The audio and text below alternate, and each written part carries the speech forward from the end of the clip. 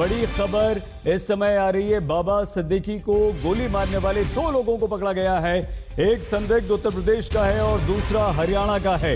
2 लोगों को पुलिस ने अभी पकड़ा है, जिनमें एक उत्तर प्रदेश और एक हरियाणा का बताया जा रहा है। 3 थे, तीसरे की तलाश मुंबई पुलिस कर रही है। एक तस्वीर हम आपको लगातार दिखा रहे हैं एक संदिग्ध की। तो 3 बताया जा रहा है, एक उत्तर प्रदेश का रहने वाला है, दूसरा हरियाणा का रहने वाला है। तो क्या ये एक सोची समझी साजिश थी? एक रणनीति के तहत बाबा सिद्दीकी को मारा गया है? क्या बाहर से शूटर्स को बुलाकर बाबा सिद्दीकी पर गोलियां चलवाई गई हैं? क्योंकि एक उत्तर प्रदेश का है, एक हरियाणा का है, एक की तलाश पुलिस कर रही है। ऋत्विक, ये जो जानकारी आ रही है, इससे ये मामला किस तरह का लग रहा है?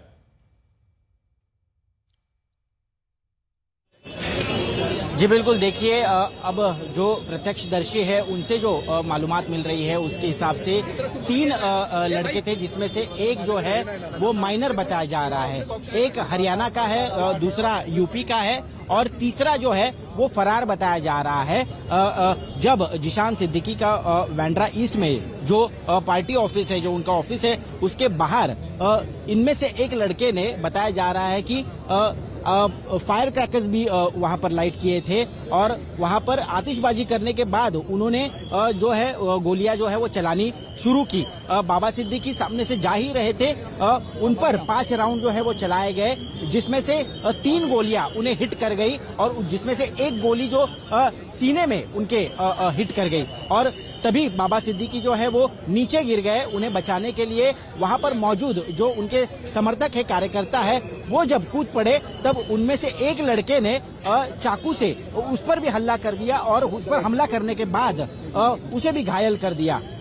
वहां पर जैसे ही भीड़ इकट्ठा हुई, बाबा सिद्दीकी और उस घायल कार्यकर्ता को उठाया गया, गाड़ी में डालकर उन्हें सीधे लीलावती हॉस्पिटल के कैजुअल्टी में लाया गया। लेकिन फिलहाल जो जानकारी मिल रही है कि पुलिस ने अब कुल मिलाकर 3 में से 2 संदिग्ध जो है उन्हें अब हिरासत में ले लिया है। पूछताछ जारी है। एक यूपी से बताया जा रहा है, एक हरियाणा से बताया जा रहा है। हालांकि एक अभी भी फरार है। क्या वो बाइक से आए थे या किसी कार से आए थे, ये जानकारी अब तक नहीं मिल पा रही है। लेकिन पूछताछ के बाद ये अब सामने आएगा कि आखिरकार क्या वो शूटर थे, क्या किसी ने उन्हें इस जॉब के लिए भेजा गया था, क्या कोई पुरानी दुश्मनी है, कोई आपसी रंजिश है या कोई पॉलिटिक्स में ही, मतलब राजनीति में ही क्या कोई उनकी दुश्मनी रही है या कोई लेन देन का या पैसे का मामला है, कोई बिजनेस फ्यूड है।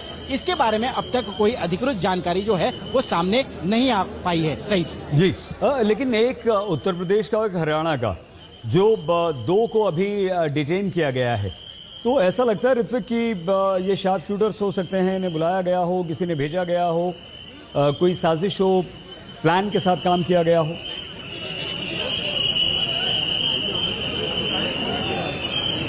जी बिल्कुल, जो प्राइमरी इंफॉर्मेशन आ रही है उसके हिसाब से तो ऐसे ही लग रहा है, क्योंकि 3 लड़कों में से 3 संदिग्ध में से एक जो है वो माइनर बताया जा रहा है। अब ऐसे कामों के लिए किसी अन्य राज्य से हिट जॉब करने के लिए इस तरह से शार्प शूटर को एम्प्लॉय किया जाता है, उन्हें ये काम दिया जाता है, लेकिन उसके पीछे की वजह क्या है वो अब तक सामने नहीं आ पाई है। हालांकि बहुत ही प्लान्ड और ट्रेंड तरीके से इस पूरे घटना को अंजाम देने की कोशिश हालांकि हुई है, ये साफ हो रहा है। क्योंकि जो प्रिलिमिनरी इंफॉर्मेशन है उसके हिसाब से अगर आपको बता दें कि साफ तौर पर वहां पर गोलियां चलाकर उन पर हमला करने की ही कहीं ना कहीं मंशा से ये जो 3 लड़के हैं वो यहाँ पर आए हुए थे।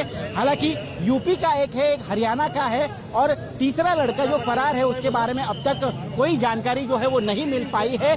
हालांकि अब देखना यह है कि पुलिस आगे जाकर सीसीटीवी फुटेज भी उस सारे एरिया की चेक कर रही है और इस सीसीटीवी फुटेज में क्या उनके चेहरे दिखते हैं, वो किस दिशा में भागे हैं, क्या वो पता चलता है, ये जानने की कोशिश जो है ये पुलिस कर रही है। कुछ ही समय में ये तीसरा फरार लड़का जो है क्या वो भी हिरासत में आता है, ये देखना बहुत ही महत्वपूर्ण होगा। सही जी, देवेंद्र फडणवीस थोड़ी देर पहले पहुंचे थे ऋत्विक, और कौन कौन इससे नेता हॉस्पिटल पहुंच चुके हैं और वहां समर्थकों की भीड़ की क्या स्थिति है?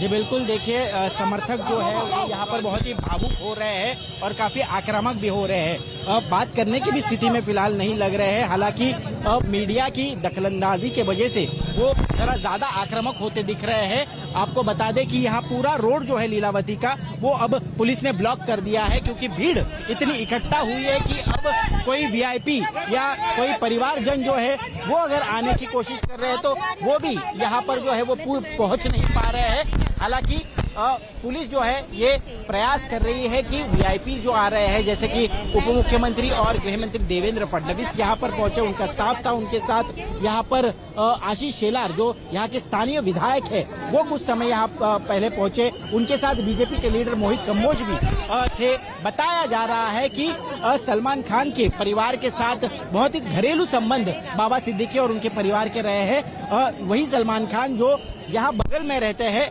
वो भी यहाँ पर किसी भी समय पहुंच सकते हैं। सोहेल खान बताया जा रहा है कि यहाँ पर पहुंच सकते हैं और भीड़ पर जो है वो काबू पाना अब मुश्किल हो रहा है पुलिस के लिए। और साथ ही साथ यहाँ पर जो है अब अंदर जाकर खुद देवेंद्र फडणवीस जो है वो पूरी स्थिति जानने की कोशिश कर रहे हैं। प्रत्यक्षदर्शी कौन थे, यहाँ पर जो डीसीपी है, यहाँ के जो पुलिस स्टाफ है वो भी यहाँ पर पहुंच चुके हैं।